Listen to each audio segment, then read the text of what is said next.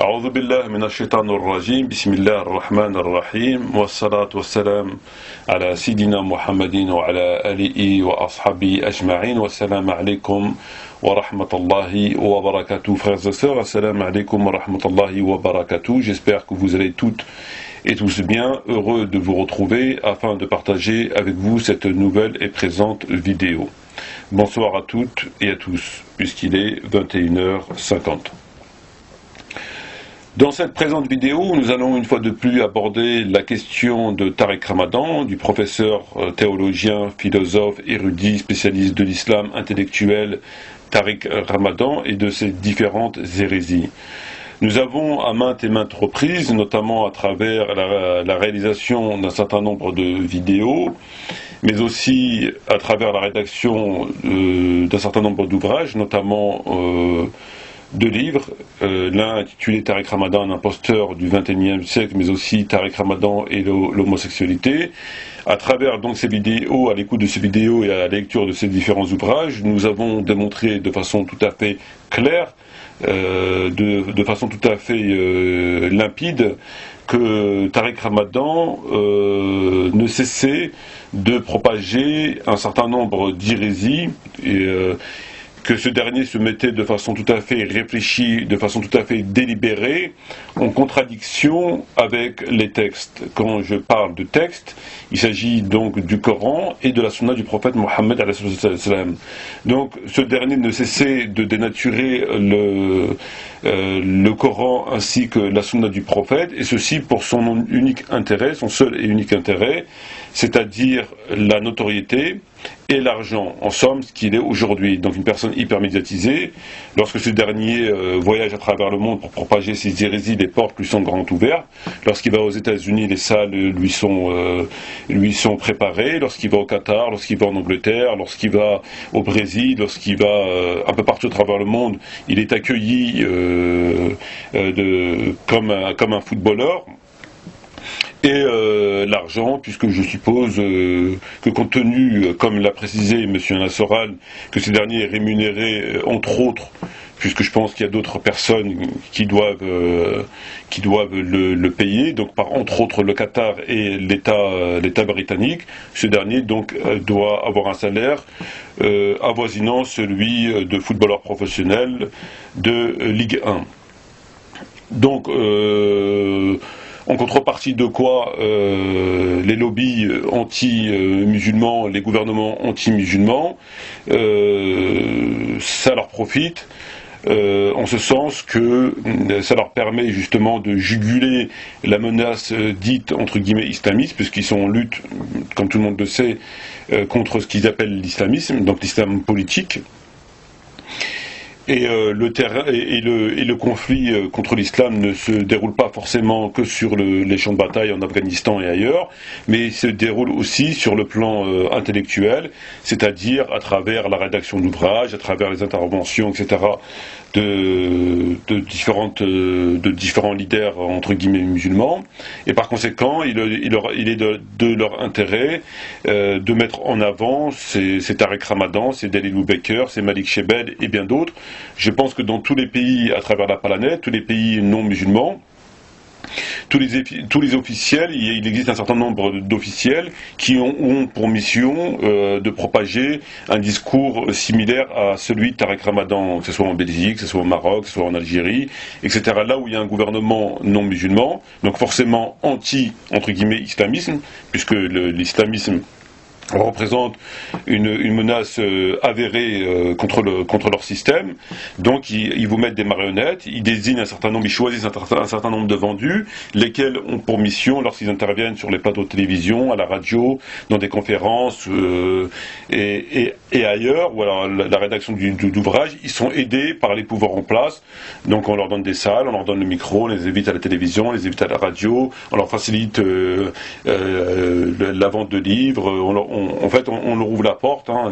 Dès qu'ils veulent vendre des livres, on leur ouvre toutes les portes. Dès qu'ils veulent se présenter, on leur ouvre la porte, et en plus on leur donne de l'argent, ce qui est le cas entre autres de Tariq Ramadan, même si concernant Tariq Ramadan, il faut quand même reconnaître qu'il est mis plus en avant que Dalilou Baker ou que bien d'autres, et ceci je pense puisqu'il a une meilleure maîtrise du mensonge, Et donc, il fait un travail un peu plus de meilleure qualité que les autres charlatans.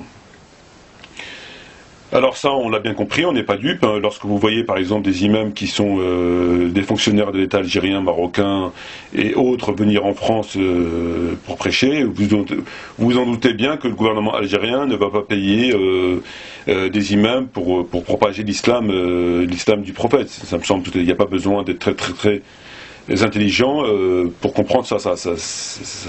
C'est une évidence, je veux dire, ça va de soi. Donc il y a tout un travail qui est fait à travers le monde pour juguler la menace dite islamiste. Voilà. Donc j'aimerais faire un bref commentaire sur une des dernières interventions de M. Alain Soral concernant une vidéo qu'il a réalisée dans laquelle il évoquait la question de Tariq Ramadan, et ce dernier nous disait, M. Alain Soral nous disait que Tariq Ramadan était, selon lui, quelqu'un qui faisait partie du système, puisqu'il est rémunéré par le gouvernement britannique et du Qatar, et nous savons que le Qatar, etc., les relations avec les États-Unis, avec Israël, etc., etc. Et donc c'était une espèce de méchant de service qui, en fait, en réalité, en définitive, faisait partie du système. Alain Soral j'aurais aimé que ce soit un musulman qui tienne ses propos, puisque ce combat contre l'islam incombe, la défense de l'islam incombe aux musulmans et non pas aux musulmans. Bon ben, c'est un non-musulman qui le fait, ça ne fait qu'accroître la honte et l'humiliation et qui touche la Oumma. C'est un fait, on ne peut pas le contester. Pendant que des non-musulmans dénoncent les ennemis de l'islam, je veux dire, on en arrive à ça, que des non-musulmans dénoncent les ennemis de l'islam, ça me laisse vraiment perplexe, mais bon, c'est comme ça, il va falloir faire avec. Et donc Alain Soral a entièrement raison sur cette question, il a mis le doigt sur un certain nombre de choses, sur le côté, sur l'aspect plus politique, plus que moi je le fais sur le côté théologique, mais lorsqu'on additionne la réflexion de M. Alain Soral et mes différentes explications sur les différents sujets que M. Tariq Ramadan, sur lesquels M. Tariq Ramadan ment et des natures, c'est une évidence. Je l'ai dit il y a plusieurs années, M. Tariq Ramadan est un agent. C'est quelqu'un qui travaille pour des gouvernements, comme celui du Qatar ou britannique, mais aussi, à mon avis, pour des lobbies. Et c'est donnant-donnant. Celui-ci gagne de l'argent, celui-ci est mis en avant, il profite des... Enfin, on ne le boycotte pas, il a accès aux médias, etc. En contrepartie donc d'argent, et ceux qui lui apportent ces avantages, ils gagnent sur leur volonté comme je l'ai dit, de juguler la menace dite islamiste, la bataille se déroule sur le terrain intellectuel, sur le terrain militaire, etc. Donc eux, ils y gagnent. Il y aura toujours, je veux dire, ils sont là pour ça, quoi. Parce que bon, on va pas laisser la place vide. Si demain on laisse les leaders entre guillemets islamistes tenir leur discours, et sans qu'il y a un contrepoids, mais un contrepoids venant des gens de l'intérieur, il est bien évident que c'est très dangereux pour eux, puisque vous aurez que des leaders islamistes qui viendront prêcher que le djihad est ceci, que l'islam est contre la laïcité, etc. Et en face, il n'y a pas un contrepoids au niveau verbal, au niveau intellectuel. Pour eux, c'est un danger véritable. Donc, et comme eux-mêmes, ils ne peuvent pas faire ce travail, parce que personne n'apportera une crédibilité à un homme musulman qui vient nous expliquer l'islam, même si certains le font. Donc, il faut mettre des gens comme Tariq Ramadan, des gens qui sont des hypocrites et qui sont vendus, qui acceptent de dénaturer le message authentique du Coran et de la Sunna. Donc je voulais en profiter pour remercier M. Alain Soral de sa vidéo, qui est parfaitement exacte. À présent, frères et sœurs, nous allons entrer dans le vif du sujet. Il s'est écoulé déjà plus de 9 minutes. Dans cette présente vidéo, je vais aborder 3 sujets que M. Tariq Ramadan comme nous allons le voir, a volontairement dénaturé. Donc 3 sujets que M. Tariq Ramadan a, de façon tout à fait, je vais le prouver une fois de plus, dénaturé, et il nous dit encore des hérésies. Alors, quels sont ces 3 sujets? Les 3 sujets que nous allons évoquer sont les suivants. Le premier des sujets étant l'histoire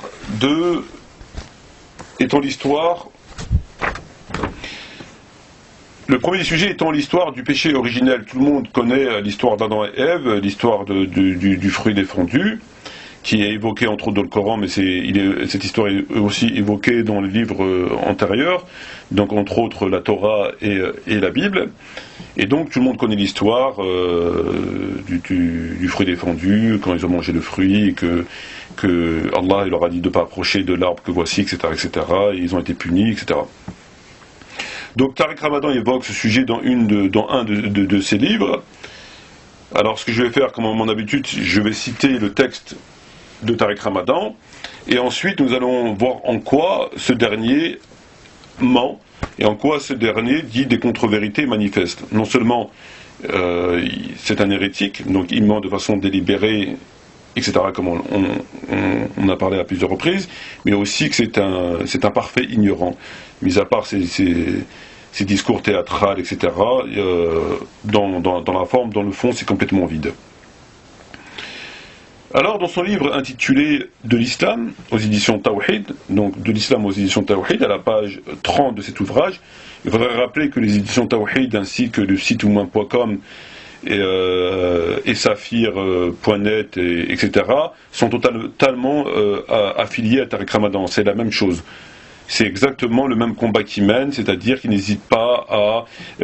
c'est exactement la même chose. Voilà, c'est une coalition, c'est exactement la même chose. Sinon, bien évidemment, il ne ferait pas la promotion de façon qu'on connaît pour cet individu lorsqu'on sait les propos qu'il tient. Alors... dans ce livre, à la page de l'islam, titre de livre de l'islam, édition Tawhid, à la page 30 de ce livre, ce dernier nous parle donc de l'histoire d'Adam et Ève et du fruit défendu, et il nous dit ce qui suit. Alors, ouverture des guillemets, Tariq Ramadan a écrit, je cite, « Lorsqu'on lit l'épisode du péché d'Adam et Ève dans le Coran, par exemple Sourate 2, Lavage, versets 35-38, on rencontre deux aspects qui semblent importants de souligner.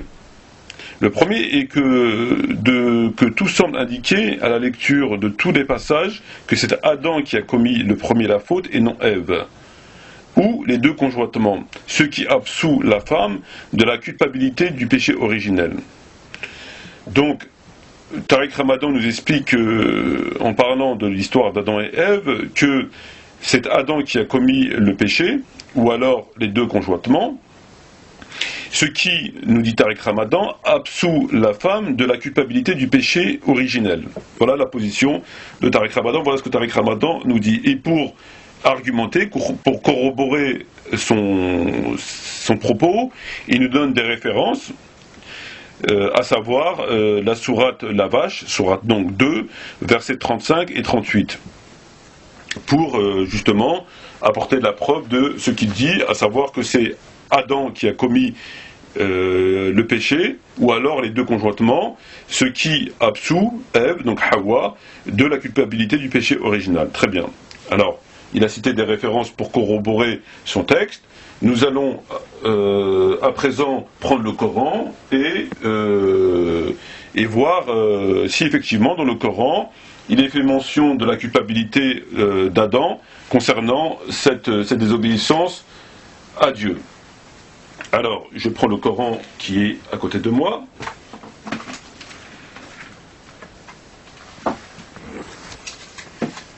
Voilà.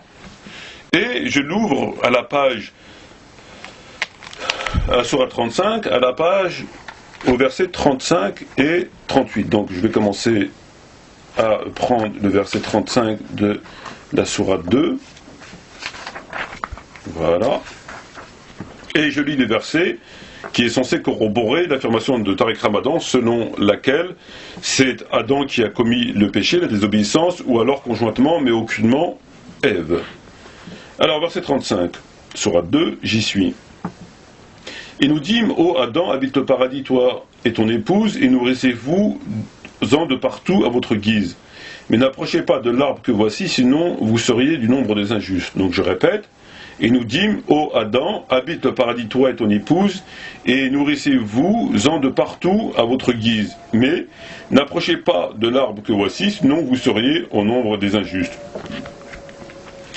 Donc à la lecture de ce verset, qui évoque bien Adam et Ève, il est nullement fait mention d'une quelconque culpabilité, que ce soit à l'encontre de Adam ou de Ève. Il est juste fait mention, donc je répète, ô Adam, habitez le paradis, toi et ton épouse, et nourrissez-vous-en de partout à votre guise, et n'approchez pas de l'arbre. Donc il leur dit, habitez le paradis, habitez le paradis ensemble, donc toi et ton épouse, mangez de ce que vous voulez, sauf que vous ne devez pas approcher de cet arbre. Donc, pas mention de culpabilité.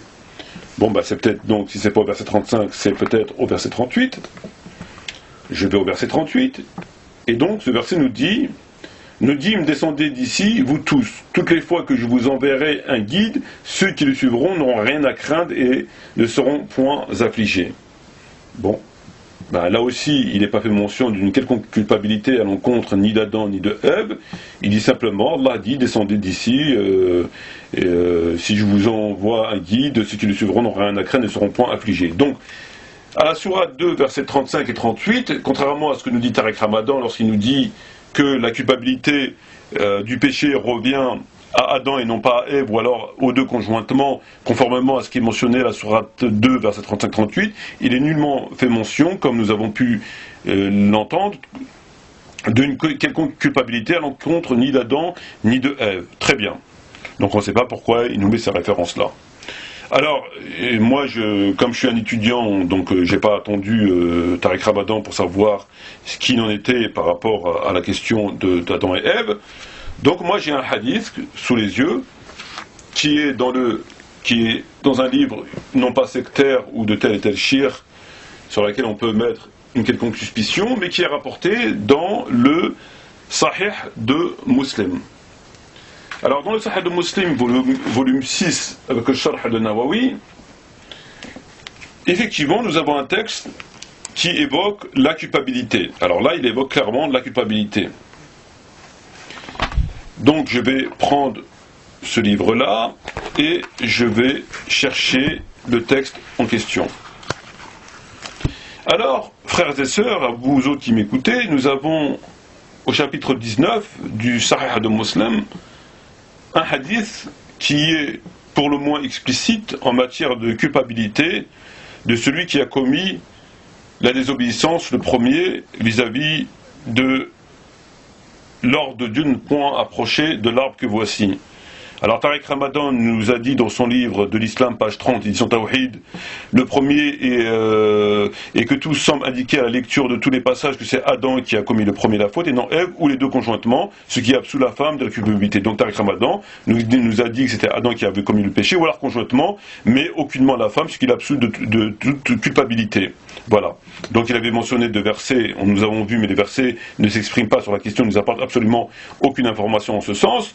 Et là, nous avons dans le Sahih de Muslim un texte un hadith, qui évoque de façon tout à fait explicite et qui désigne le coupable du péché, la première personne qui avait désobéi à Dieu. Alors le hadith en question figure dans le chapitre 19. Et le prophète Mohammed nous dit, si ce n'était Ève, jamais une femme n'aurait trahi son mari. Si ce n'était Ève, si ce n'était Hawa, donc la femme de Adam, jamais une femme n'aurait trahi son mari. C'est un hadith qui est parfaitement clair, qui est dans Sahih Muslim, et qui nous apprend que c'est Ève qui a trahi son mari, et non pas Adam. Lorsque le prophète parle de trahison, bien évidemment il ne s'agit pas d'adultère ou d'une quelconque trahison, mais il s'agit bien de l'histoire du fruit de l'arbre défendu, puisque après nous avons l'explication qui suit, et laquelle nous apprend que l'histoire de l'arbre avec l'Iblis, qui lui avait suggéré de manger de l'arbre, donc Iblis avait suggéré de manger de l'arbre, et l'avait ainsi tenté, puis à son tour, elle informa Adam au sujet de l'arbre, et ce dernier finit par en manger. Donc le hadith en lui-même, il est parfaitement clair. Si ce n'était Ève, jamais aucune femme n'aurait trahi son mari. Donc c'est parfaitement clair. Il s'agit bien de la trahison par rapport au péché originel. Et en plus, nous avons une explication qui est tout aussi claire, laquelle nous dit, concernant l'histoire de l'arbre avec l'Iblis, c'est Iblis qui lui avait suggéré de manger de l'arbre, et l'avait tenté, puis à son tour, elle en informa Adam au sujet de l'arbre, et ce dernier finit par en manger. Fin de citation. Donc, frères et sœurs, à vous autres qui m'écoutez, nous avons là un individu qui, non content de propager toutes sortes d'hérésies, mais qui est aussi un ignorant, puisqu'il nous dit que c'est Adam qui a commis la désobéissance, ou alors les deux conjointement, mais aucunement Ève. Il nous cite des versets qui n'ont absolument rien à voir avec la mise en accusation, avec une quelconque culpabilité, donc il les met probablement pour la décoration, pour la forme, histoire de montrer qu'il s'appuie sur quelque chose alors qu'il n'en est strictement rien, comme nous avons pu le constater.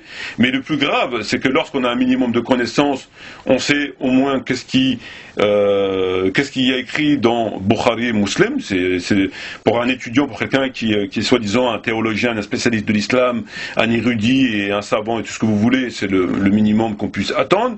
Ce dernier est en totale contradiction avec le texte qui figure dans Muslim, et le hadith qui nous dit très clairement que c'est Ève qui a trahi son mari, et l'explication est que c'est d'abord Ève qui a été tentée par Iblis, et que ensuite cette dernière a induit son mari, donc Adam, en erreur. Voilà. Donc vous avez d'un côté le prophète qui nous dit une chose et l'explication qui va avec qui nous dit exactement la même chose, et vous avez de l'autre côté cette énergumène qui vous dit carrément le contraire, qui vous dit que c'est Adam qui a commis le péché, ou alors les deux conjointement, mais pas Ève. Voilà. Alors là, il s'agit tout simplement ça se passe de commentaires tellement c'est d'un niveau lamentable. Donc nous avons évoqué le premier sujet ensemble. À présent, nous allons évoquer le second sujet ensemble. Alors, le sujet second, de quoi s'agit-il? Alors, le sujet numéro 2, parce que je regarde aussi mes fiches en même temps, il s'agit d'un hadith qui parle de l'obligation pour tout musulman de la recherche de la science pour tout musulman, qui incombe à tout musulman, qui est une obligation pour tout musulman de rechercher la science. Alors, on va commencer déjà par ce que nous dit Tariq Ramadan par rapport à ce hadith. Alors, Tariq Ramadan, alors je prends les citations de Tariq Ramadan dans ces différents livres que j'ai à présent sous les yeux. Monsieur Tariq Ramadan a évoqué ce hadith à plusieurs reprises dans ses différents livres. Alors, il l'a évoqué une première fois, il l'a évoqué, en tout cas dans ce livre qui a pour titre « Être musulman européen » à la page 316, donc pour corroborer ses propos. Il nous cite un dit du prophète, et il nous fait savoir que le prophète Mohammed a dit, le prophète a dit, la recherche du savoir est une obligation pour tout musulman et toute musulmane. Fin de citation, fermeture du guillemet. Il nous apprend par la même occasion que ce hadith est rapporté par Ibn Majah, ce qui est très bien. Ce hadith, il l'a évoqué à plusieurs reprises donc dans son livre Être musulman européen, page 316. Il l'a aussi évoqué dans son livre Peut-on vivre avec l'islam à la page 94. Il l'a évoqué dans un autre livre intitulé L'islam en question à la page 142. Il l'a aussi évoqué dans un autre livre intitulé Dar Shahada à la page 43, et enfin il l'a aussi évoqué une autre fois dans son livre Le face-à-face des faits des civilisations à la page 60. Donc il a évoqué ce hadith, et à chaque fois il nous dit la même chose concernant ce hadith: la recherche du savoir est une obligation pour tout musulman et toute musulmane. Donc lui il s'appuie sur Ibn Majah, Sunan Ibn Majah, pour nous citer ce hadith afin de conforter les différentes thèses qu'il avance en rapport avec ce hadith, ce qui est très bien. Alors, moi, ce que j'ai fait, c'est que je suis parti, je l'avais déjà lu, donc je vais prendre Ibn Majah, parce qu'il est rapporté par différents rapporteurs, dont entre autres, effectivement, Ibn Majah, et comme Tariq Ramadan cite la référence Ibn Majah, je reprends donc Ibn Majah. Alors, je prends Ibn Majah, que j'ai à présent sous les yeux, et effectivement, je retrouve bien ce hadith à la page 49 de mon livre, au numéro 224, Et effectivement, on apprend que le prophète Mohammed a dit Talibul ilm farida ala kull muslim. Talibul ilm farida ala kull muslim. Donc la demande, la recherche de la science est une obligation pour tout musulman. Voilà. Là où il y a un problème, c'est que Tariq Ramadan nous dit que Ibn Majah a rapporté un hadith du prophète dans lequel ce dernier, le prophète, a dit la recherche de la science est une obligation pour tout musulman et toute musulmane. Or, le prophète, à la lecture du hadith dans Ibn Majah, n'a jamais dit ça. Le prophète a dit Talibul ilm farida ala kull muslim. C'est tout, faqat. Il n'a pas dit ala kull muslim wa muslima. Il a simplement dit la recherche de la science est une obligation pour tout musulman. Il n'a pas parlé de musulmane. Et alors, il a cité Ibn Majah, ce qui est faux. Néanmoins, lorsqu'on cherche davantage par rapport à ce hadith, afin de savoir s'il n'y a pas une variante, etc., je prends mon livre intitulé Le Musnad de Bazar, volume 13, page 240. Et je tombe sur le même hadith. قال رسول الله عليه الصلاة والسلام طالب العلم فريضة على كل مسلم. Fermeture des guillemets. Et il n'est pas fait question de musulmane. Il est fait question de la recherche de la science est une obligation pour tout musulman. Ce hadith est aussi rapporté par, donc on avait dit Ibn Majah, mais aussi par Musnad de Bazar, ainsi que Abu Ya'la et Tabarani. Voilà, donc en conclusion de quoi, frères et sœurs, comment pouvez-vous raisonnablement expliquer que Tariq Ramadan nous cite à travers un certain nombre de ses ouvrages un hadith du prophète selon lequel ce dernier aurait dit la recherche de la science est une obligation pour tout musulman et toute musulmane, alors qu'il s'avère qu'à la lecture de la même référence, à savoir Ibn Majah, le prophète n'a jamais dit ça. Le prophète a dit la recherche de la science est une obligation pour tout musulman. Et tous les autres rapporteurs, donc entre autres le Musnad de Bazar, mais aussi Abu Ya'la et Tabarani, nous rapportent exactement le même hadith. Il n'existe pas de variante qui parle de la musulmane. Donc nous avons là quelqu'un qui a dénaturé un verset, quelqu'un qui fait dire au prophète ce que le prophète n'a pas dit. Le prophète n'a jamais dit ça. Et cela pour la simple et bonne raison, et cela est tout à fait en harmonie avec le reste de la science concernant la question de la femme, puisque nous savons que la femme musulmane n'est pas appelée à rechercher la science comme l'homme musulman est appelé à rechercher la science, puisque nous savons que la société musulmane a besoin de savants, de gens érudits, afin de bien connaître la religion, de maîtriser l'islam, pour faire fonctionner la cité musulmane correctement, qu'il n'y a pas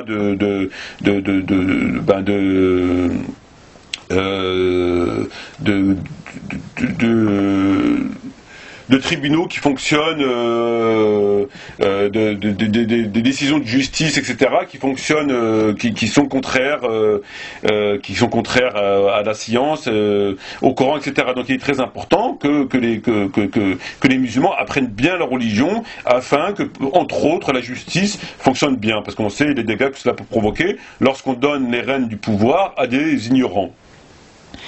C'est pour ça que, entre autres, dans d'autres hadiths, le prophète il dit que d'aller chercher la science même en Chine. Et ça, la femme, il n'est pas question pour la femme, elle n'est pas astreinte au même devoir que l'homme.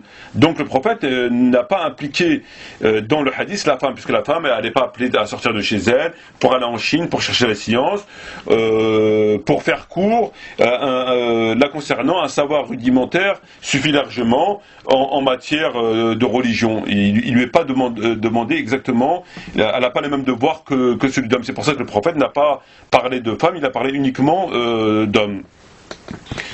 Donc, ça va dans le sens du reste des informations concernant la femme. Et nous avons dans le Musnad de Bazar, au volume 14, un hadith qui nous résume un petit peu le devoir de la femme. Le prophète Mohammed a dit Iza sallat al-mar'a khamsaha, donc si la femme prie ses 5 prières, wa samat shahraha, et elle a jeûné son jeûne, donc du ramadan, ce mois, wa hafazat farjaha, donc elle a préservé de tout rapport illicite, etc. Wa ta'at zawjaha, donc elle a obéi à son mari, dakhalat al-jannah, elle rentre au paradis. Donc la femme, en fait, contrairement à l'homme, le devoir n'est pas identique, même si elle a un devoir commun avec l'homme, mais sur un certain nombre de devoirs, comme par exemple le djihad, la recherche de la science, etc., elle n'a pas les mêmes obligations, la politique, etc., elle n'a pas les mêmes obligations que pour l'homme. C'est pourquoi qu'il n'est pas fait mention dans le hadith en question de la femme. Le prophète a dit pour tout musulman, c'est tout, il n'a pas dit pour toute musulmane, conformément au reste des informations sur la question de la femme en islam. Donc Tariq Ramadan, en définitive, et pour terminer, il fait dire au prophète ce que ce dernier n'a jamais dit. Voilà.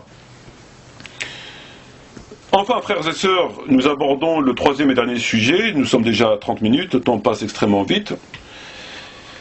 Nous allons aborder le troisième sujet qui va, là aussi, quelque peu nous donner un petit peu En fait, ça confirme ce qu'il est, hein, c'est toujours, ça va toujours dans le même sens, c'est toujours le même...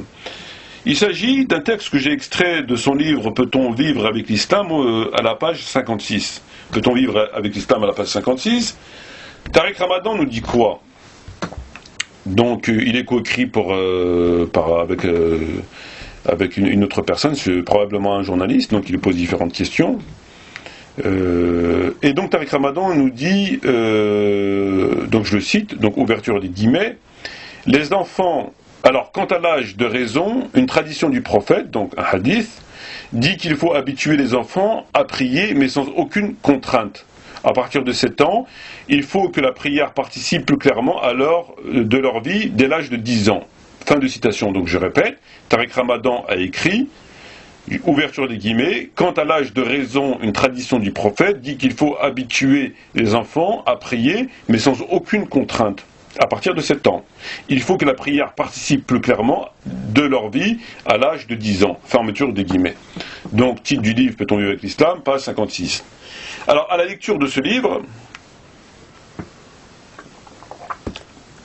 donc à la lecture, frères et sœurs, de ce livre, nous apprenons que selon ce que nous dit le professeur Tariq Ramadan, que les enfants doivent faire la prière à partir de l'âge de 7 ans, donc l'âge de la raison, mais sans aucune contrainte. Et qu'il faut que la prière participe plus clairement de leur vie dès l'âge de 10 ans. Très bien. Alors, Tariq Ramadan nous dit, quant à l'âge de raison, une tradition du prophète dit qu'il faut habituer les enfants à prier, mais sans aucune contrainte. Donc il nous parle d'une tradition du prophète, donc d'un hadith, donc il a connaissance du hadith que je vais vous citer, qui confirme ce que Tariq Ramadan nous a dit. Alors je vais chercher le hadith. Alors, le hadith, en espérant que je vais trouver rapidement, puisque... Alors...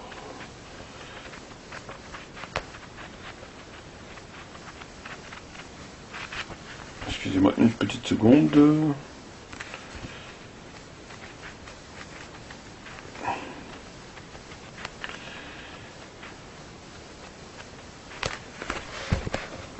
Le temps de le retrouver. Je ne l'avais pas préparé sous le coude. Et j'ai pas mis de post-it, malheureusement, au hadith en question.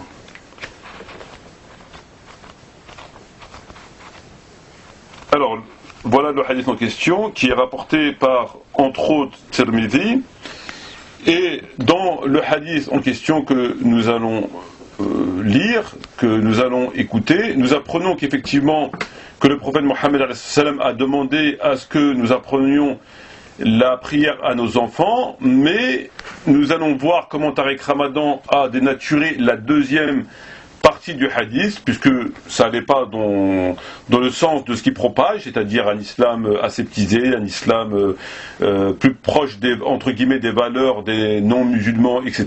Donc ça n'allait pas dans ce sens, et cela aurait ouvert un certain nombre de contestations et une polémique. On leur aurait dit, mais comment vous pouvez taper vos enfants, c'est très grave, ça se fait pas, on tape pas les enfants, nous-mêmes on arrêtait la fessée depuis très longtemps, etc. Donc ça n'allait pas pas dans ce sens, et donc ça aurait justement ouvert une polémique, et Tariq ne souhaitait vivement pas. Alors, le hadith en question est le suivant. Le prophète Mohammed a dit: recommandez la prière à vos enfants dès l'âge de 7 ans, et punissez-les s'ils la négligent à 10 ans. Hadith rapporté par Tirmidhi.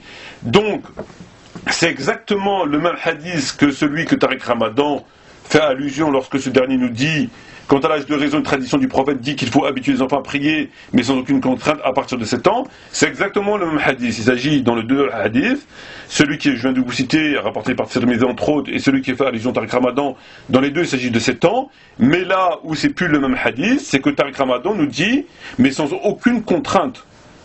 Donc les enfants prient, mais sans aucune contrainte, nous dit Tariq Ramadan, alors que dans le hadith, il dit: et frappez-les s'ils ne la font pas à 10 ans. Tariq Ramadan a volontairement dénaturé la deuxième partie du hadith, donc il a pris que de la première partie, il a été fidèle à la première partie du hadith, donc à savoir d'enseigner la prière aux enfants à partir de 7 ans, mais là où il a dénaturé, il l'a remixé à sa sauce, c'est quand il s'agit de taper. Le prophète nous a dit de taper les enfants s'ils ne la font pas à 10 ans, Tariq Ramadan lui nous dit, mais sans aucune contrainte.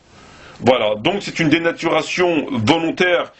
Nous avons la preuve, puisque Tariq Ramadan connaît le hadith, il l'évoque, il nous parle de 7 ans, donc il a eu accès à ce hadith, il le connaît, mais il a remixé la partie qu'il n'arrangeait pas, il l'a dénaturé. Donc en fait, il ment sur le compte du prophète, il fait dire au prophète ce qu'il n'a pas dit, il cache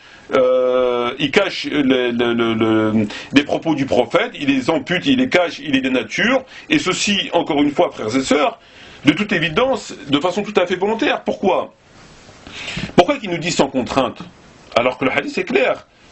Il nous dit de taper les enfants s'ils ne la font pas à 10 ans. Alors on peut être pour, contre, dire qu'il n'est pas authentique, on peut dire ce qu'on veut, il n'y a pas de problème. Mais lorsqu'on le cite, il faut le citer tel qu'il est. Il faut pas, ou alors on ne le cite pas du tout. On considère qu'il est faux, on ne le cite pas du tout. Voilà. Mais là, lorsqu'on le cite, il faut être fidèle. Là, il l'a dénaturé. Et ceci, c'est très simple. Comme Tariq Ramadan, il a dénaturé tous les sujets qui causent problème, et ce pourquoi il a été acheté, ce pourquoi il a vendu son âme, on est exactement dans le même cadre. S'il parle de violence, que ce soit la violence conjugale, il a dénaturé le verset, sourate 4, verset 34, lorsqu'il nous dit il ne s'agit pas de frapper, que c'est contraire, et nous avons la preuve qui dit des mensonges. Il a dénaturé tous les sujets qui causaient problème auprès de ceux qui le rémunèrent, etc., qui combattent, entre guillemets, l'islamisme. Et on est exactement dans le même cadre. Là, s'il parle de violence, ça va pas. On leur a dit, donc, c'est inadmissible, vous tapez les enfants, qu'est-ce que c'est cette religion, nous on arrête de donner des fessées à nos enfants, les professeurs n'ont plus le droit de taper, et ils sont poursuivis dans les tribunaux, etc., etc. Donc, pour éviter tout cela, et conformément à sa mission qui est de dénaturer l'islam afin de propager un islam apolitique, un islam rampant, un islam moribond, ça va exactement dans le même sens. Voilà, donc il n'hésite pas à dénaturer, comme nous avons pu l'entendre, un hadith, afin de l'adapter, un petit coup de tournevis, un petit coup de marteau par-ci par-là, et puis il l'adapte, et puis ça passe très bien. Donc ici c'est la première partie des 7 ans, mais il dit sans aucune contrainte. Or, c'est pas ce qu'il a dit le prophète. Donc il n'hésite pas à mentir sur le compte du prophète. Voilà, et pour terminer, frères et sœurs, voilà l'islam que Tariq Ramadan ne cesse de propager à travers le monde, à travers ces différentes interventions, qu'elles soient télévisées ou sur la radio, en France, en Belgique, au Qatar, au Canada,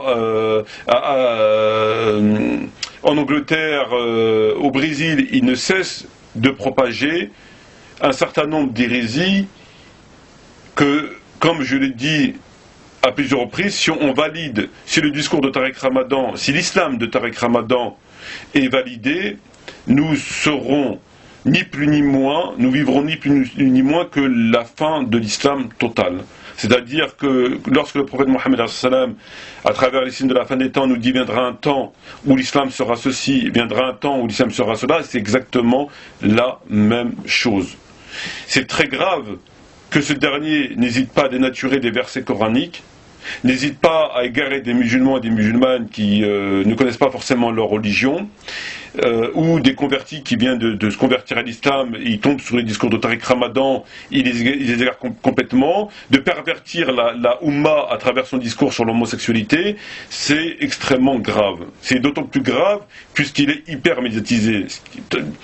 Je suppose que bien d'autres n'hésiteront pas, en contrepartie d'une poignée d'euros et d'un micro, de tenir les mêmes propos. Néanmoins, ces gens n'ont pas été choisis, on ne les voit pas à la télévision, ils ne sont pas médiatisés. Donc, forcément, leur pouvoir de nuisance est très réduit, ce qui est tout le contraire de Tariq Ramadan, ce qui n'est pas du tout le cas de Tariq Ramadan. C'est ce pourquoi qu'il est un véritable danger, et je pense que les musulmans doivent s'efforcer de mettre hors d'état de nuire cet individu. Hors d'état de nuire, ça veut dire que nous devons démontrer de façon claire.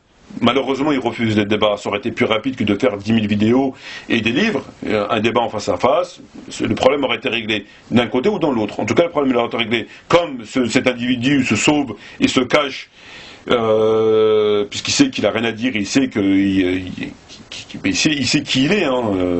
Il peut mentir aux autres, mais il ne peut pas se mentir à soi-même, et moins encore à Dieu. Bon ben donc il fuit le débat, donc il fait en sorte que la vérité n'émerge pas, que les gens ils refusent les débats contradictoires, ce qui est le comble d'un soi-disant intellectuel. Donc pour terminer, si on valide le discours de Tariq Ramadan, l'islam de Tariq Ramadan, c'est la fin, c'est terminé. Pour résumer, l'islam de Tariq Ramadan, c'est quoi? Qu'est-ce qu'il a dénaturé, ce sur quoi il a menti, etc. Un bref résumé sur une liste non exhaustive des hérésies propagées par Tariq Ramadan. Il a dénaturé le verset de frapper son épouse, de frapper sa femme dans le cas extrême, Sourate 4, verset 34. Nous avons pu constater à la lecture de ce verset que le verset était tout à fait clair, qu'il allait crescendo sur le fait de tourner le doigt à sa femme, etc., et taper si besoin est. Tous les savants nous disent qu'il faut que s'il s'agit de taper. Néanmoins, ils divergent sur comment taper. En tout cas, il s'agit bien de réprimander par la force.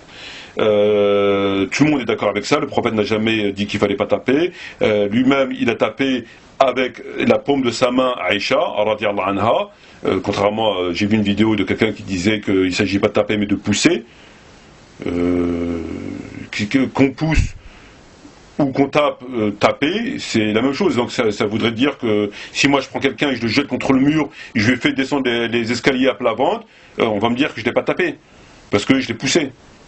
Alors, abstenez-vous de faire des vidéos, faites des vidéos si vous voulez. Si vous voulez essayer, si votre but étant de me discréditer, moi ça ne me dérange pas, mais faites-le bien. Donc le hadith est clair, quand bien même ce hadith n'existerait pas, vous avez le verset coranique, vous avez les explications, vous avez d'autres hadiths, donc même si ce verset de taper Aïcha n'existait pas, ça ne changerait strictement rien. La résultante de la question du hadith, qu'il ait poussé avec la paume de sa main ou qu'il ait tapé avec autre chose, ça change rien. Pourquoi ça change rien? Parce que dans tous les hadiths, Aïcha a dit il m'a fait souffrir. Donc c'est ça la définition de frapper. C'est quoi? C'est pas comment frapper, c'est le fait que la personne ressente une douleur. Donc ça, si vous voulez jouer sur les traductions, jouez, mais jouez intelligemment sur les traductions. Mais vous n'avez pas le talent justement de Tariq Ramadan, qui lui a ce talent-là, justement de savoir mentir. Alors allez prendre des cours avec lui, et peut-être que vous serez embauché par le gouvernement britannique ou le gouvernement suédois ou le gouvernement hindou, pour aussi remplir votre job de menteur et d'essayer de contrecarrer, de combattre l'islamisme. Donc taper, c'est pas forcément un coup, jeter quelqu'un, etc. Le pousser, ça revient exactement à la même chose. Vous avez un verset qui est clair, etc. Tariq Ramadan a essayé de le dénaturer. Le verset sur la jizya, il l'a réduit à une simple TVA, pour ainsi dire, alors que c'est pas du tout le cas. Il s'agit bien de payer en étant humilié, et nous avons les explications des savants qui nous parlent de ce que veut dire Dieu par humilié, etc. Et ça leur donne un statut bien spécifique, un statut d'infériorité. Tariq Ramadan dit c'est juste une taxe, donc il dénature l'explication évidente du verset. Il nous dit que le hijab c'est pas une obligation, qu'une femme si elle veut ne pas porter le hijab, Elle ne le porte pas, donc si elle veut sortir en mini-jupe de chez elle et de se présenter devant son papa et devant ses frères en mini-jupe, ça cause absolument aucun problème. Et même si son string dépasse un petit peu, bon ben on va pas jouer sur 2 cm de tissu, hein, il faut être tolérant. Voilà ce que nous dit Tariq Ramadan. Donc je vous laisse maintenant imaginer la situation de ceux qui valident ce discours et que la femme de vos filles ou de vos sœurs qui écoutent ce menteur, comment demain peuvent sortir du droit chemin. Il nous dit que le djihad n'existe pas, il n'y a pas de djihad.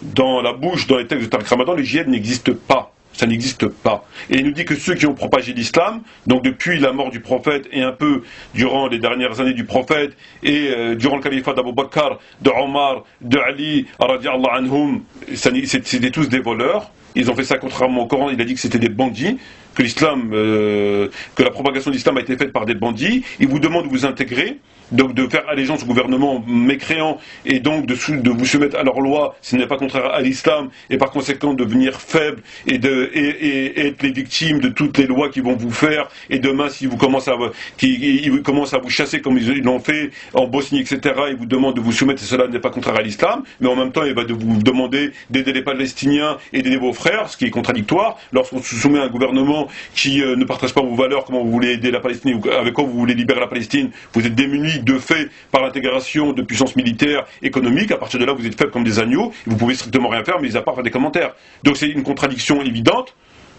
C'est une contradiction évidente. Il vous dit, par rapport à la question de l'homosexualité, il vous dit qu'il faut tolérer les homosexuels et qu'il faut combattre le discours homophobe et qu'il faut il se pose la question, il a des réserves sur l'adoption d'homosexuels, d'adoption d'enfants par des couples homosexuels. Il a des réserves, il se pose des questions, des petites réserves, et que il sait pas donc si on doit les marier à la mosquée ou à la mairie. Donc c'est tout ça, c'est des questions, et on vous demande de vous interroger par rapport à tout ça, et qu'il faut combattre aussi les discours homophobes. Ça veut dire qu'il vous demande très clairement de combattre le Coran, puisque le Coran a un discours extrêmement homophobe, dans la mesure où il qualifie les homosexuels de pervers, d'injustes et tout ce que vous voulez, et le discours du Coran va au-delà du simple discours homophobe, puisqu'il est passé du discours aux actes. Nous savons que Allah a lapidé les PD, les homosexuels, à partir du ciel, et on sait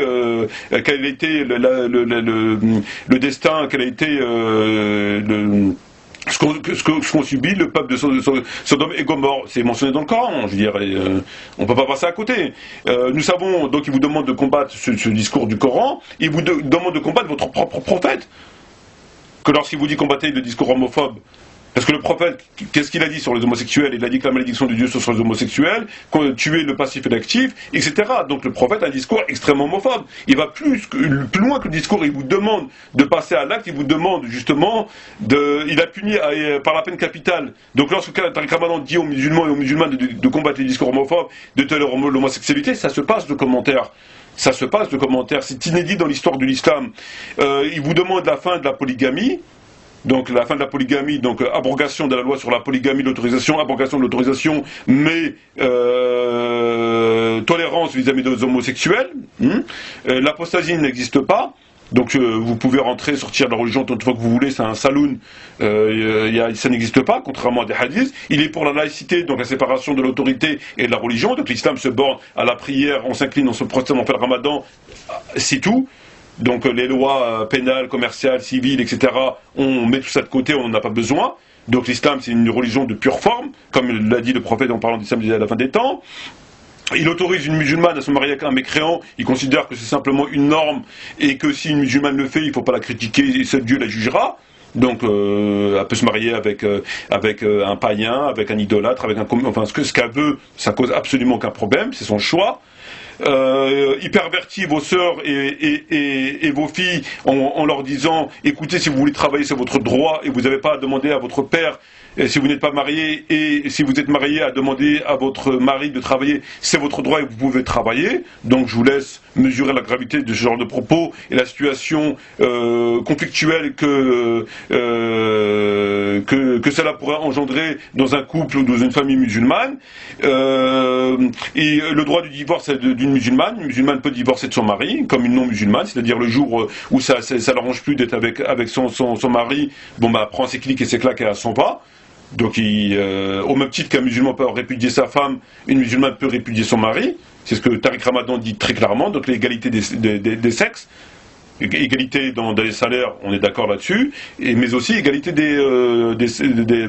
au niveau du divorce. Un peu divorcer, ce qui est en contradiction totale avec la législation en vigueur, puisque nous savons tous très bien que le droit du mari appartient au mari seul, mis à part les cas très particuliers, à savoir que dans un couple, si le mari commet des infractions extrêmement graves à son devoir conjugal ou à des prescriptions coraniques ou prophétiques, la femme peut déposer une requête pour demander le divorce, la dissolution du mariage, ce qui n'a rien à voir avec une répudiation. Vous savez tous très bien que la procédure en matière de répudiation va dans le sens du mari vis-à-vis de la femme. Il n'y a aucune procédure qui nous explique comment une femme peut répudier son mari, parce que tout simplement cela n'existe pas. Il existe vis-à-vis du mari, on nous explique comment un mari doit répudier, en état de menstru, enfin, etc. Mais il n'y a pas de procédure en ce sens, puisqu'il n'y a pas de loi en ce sens. Tariq Ramadan l'a inventé. Donc frères et sœurs, lorsque vous analysez l'ensemble du discours de Tariq Ramadan, que je viens de citer, c'est quelques exemples que je pourrais vous en citer encore une dizaine, une vingtaine, une trentaine très facilement. Lorsque vous écoutez ce discours de Tariq Ramadan que je viens de vous évoquer, et lorsque, si je vous demande de vous imaginer que ce discours-là, que cet islam-là soit reconnu et appliqué, et que les musulmans acceptent l'islam propagé par Tariq Ramadan, dites-moi, dans quelle situation, déjà que la communauté musulmane est dans une situation lamentable, dans quelle situation nos frères et nos sœurs, surtout dans les générations à venir, vivront? C'est une catastrophe. C'est tout le contraire du Coran.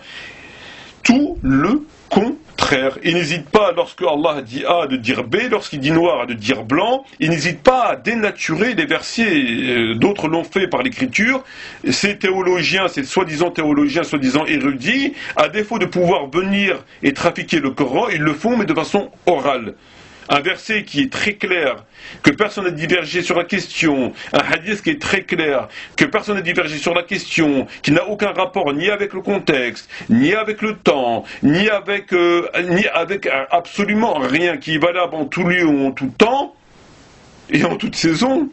Vous avez cette idérigumène qui vient avec son langage de marabout, avec son langage mielleux, avec ses mots qu'on lui connaît, etc., venir vous prendre le verset et lui faire des clés, il le retourne, il le monte, il le descend, il lui met le genou dessus, etc., pour en définitive, le verset il disait B, il passe par la machine de Tariq Ramadan, il passe par Tariq Ramadan, il dit plus, il veut dire W, je veux dire c'est horrible. Voilà. Donc sur ce, frères et sœurs, je vous remercie de votre attention. Nous avons pu constater ensemble comment il a dit une connerie vis-à-vis du péché originel. Il incombe la responsabilité à Adam en s'appuyant sur des versets qui n'évoquent pas aucune quelconque responsabilité. Or, dans les hadiths, le prophète est très clair, la culpabilité revient à Ève, à Hawa. Il nous parle de la prière des enfants sans aucune contrainte. Il a pris une partie du hadith et l'autre partie, il l'a remixé sauce Tariq Ramadan, parce que ça se faisait pas, vu que son discours, il va toujours dans le même sens, etc. Donc il l'a remixé sans aucune crainte de Dieu, du prophète, en faisant dire au prophète ce qu'il n'a pas dit, et en montant de façon grossière comme ça sur le prophète. Et enfin, nous avons vu le hadith qui nous disait que la recherche de la science est une obligation pour tout musulman. Il a rajouté pour tout musulman et musulmane, alors que tous les rapporteurs des hadiths, en tout cas ceux que j'ai lus, donc Ibn Majah, Abu Ya'la, Tabarani, Musnad Bazar, disent tout musulman. La musulmane n'est pas concernée par la recherche de la science en Chine ou ailleurs, puisqu'elle n'est pas appelée à occuper des postes de haute responsabilité, dans la mesure où c'est pas son travail. Son travail réside dans l'éducation des enfants, etc., Elle n'est pas à occuper le poste de procureur, de juge, etc. dans la société religieuse. Ça ne veut pas dire pour autant qu'elle doit rester ignorante. C'est pas ce que j'ai dit, c'est pas du tout ce que je pense, puisque elle doit apprendre aussi sa religion, comment prier, le ramadan, etc., Mais elle n'est pas appelée à faire des études, à sortir de chez elle et à voyager, à faire des études comme l'homme. C'est deux statuts différents sur la question, conformément à l'ensemble des hadiths en ce sens, où la femme doit rester chez elle, où la meilleure prière pour une femme est chez elle, où le meilleur rang pour la femme est le dernier, contrairement à celui de l'homme est le premier. Tout ça, ça donne l'état d'esprit de la protection du statut de la femme, avec le contact du monde extérieur. L'islam ne l'enferme pas, loin de là. Cependant, elle doit avoir extrêmement de retenue, elle ne doit pas passer son temps dehors comme ici et là. La pudeur, c'est effectivement la tenue vestimentaire, mais c'est aussi les endroits qu'on fréquente, la façon de marcher, avec qui on parle, etc. Donc l'islam, tous les hadiths vont dans le même sens. L'état d'esprit, ils vont tous dans le même sens, et la recherche de la science va dans le même sens. On ne peut pas demander d'un côté à la femme de rester chez elle et le dernier rayon pour elle c'est le meilleur, etc., etc., et de l'autre côté lui dire d'aller en Chine pour étudier si besoin est, puisqu'on a besoin et c'est une obligation pour toi. Il y aura une contradiction là. C'est ou bien ça, ou bien voilà, il y aura forcément une contradiction. Voilà, sur ce, frères et sœurs, je suis heureux d'avoir terminé cette vidéo, puisque je l'ai faite à plusieurs reprises et malheureusement c'est pas toujours évident de parler au mur, puisque moi j'ai pas de notes sous les yeux, je lis pas de texte. J'ai uniquement mes fiches pour me rappeler pour vous lire les citations de Tariq Ramadan, et en face de moi j'ai un mur. Donc j'aurais préféré avoir Tariq Ramadan en face de moi, ça aurait été beaucoup plus clair et beaucoup plus intéressant, ou un acolyte de Tariq Ramadan, mais un acolyte de poids, hein. Ne m'amenez pas le dernier énergumène qui a fait la vidéo nous expliquant que c'était pas frappé mais c'était bousculé, comme si bousculé c'était pas frappé. Vous prenez votre femme, vous la faites descendre sur plat-ventre de l'escalier, et vous dire non, il n'a pas tapé, il l'a poussé. C'est pas pareil. Même si elle est morte, même s'il lui manque un œil et une oreille, mais c'est pas tapé, c'est bousculé, attention, il y a une différence. Voilà. À la limite, enlève le hadith, fait en sorte qu'il n'a jamais existé, ça va changer quoi la question? Vous allez encore dénaturer le verset de la sourate 4, verset 34, vous allez encore dénaturer tous les propos des savants, vous allez dire qu'il ne s'agit pas de taper, il s'agit enfin, arrêtez vos stupidités, mentez, mais essayez de mentir bien, et pour cela, je vous invite à rejoindre votre gourou, le porte-parole des maîtres et seigneurs des menteurs, Tariq Ramadan, il va vous apprendre à mentir, s'il a un peu de temps pour cela, et puis après, au fur et à mesure, avec l'habitude, hein, vous saurez comment contourner des vérités, comment essayer de les contredire, mais de façon très subtile, parce qu'en face à face, ça fonctionne évidemment pas. Voilà, vous allez vous ridiculiser. Sur ce, shukran jaziran, wa salam alaikum wa rahmatullahi wa barakatuh, et j'espère à très bientôt pour une nouvelle vidéo. Salam alaikum wa rahmatullahi wa barakatuh.